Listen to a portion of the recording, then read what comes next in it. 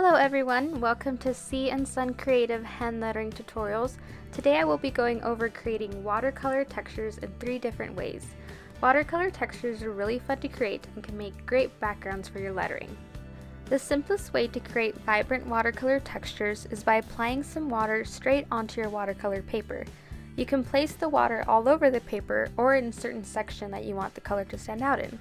The paint will go onto the sections that are wet, which helps you control the way the paint moves, but at the same time allows the paint to blend and move around to create some one-of-a-kind textures.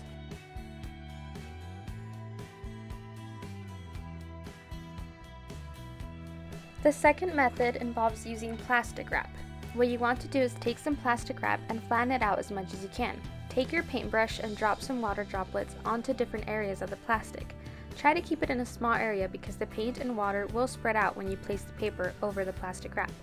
Once you're done applying the water, bring some paint over. Try using different colors to create a vibrant pattern.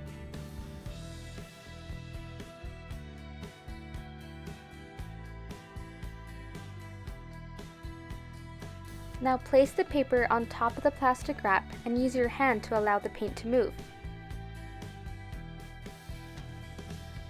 Flip it over and either continue moving the paint around to the way you want it, or leave it as is since it will create a unique texture with edges you can't get using a brush. The third method involves using some brush pens and a blending palette, which is paper that has a laminated surface. Take your brush pens and scribble on the blending palette to allow the color to come off onto the palette. Then use some other colors on the palette to create a fun pattern.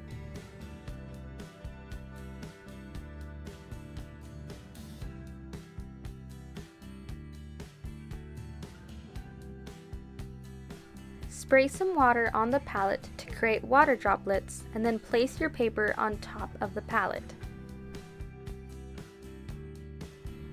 Now move the paint around with your hand and then flip it over to reveal your work. I had a little more water than I wanted, so I picked it up with a napkin, but you can also leave it if you like it.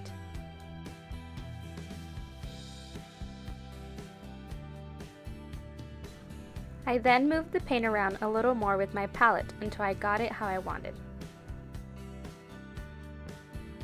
Either way, using some brush pens and a blending palette can create some unique textures with the colors from your pens.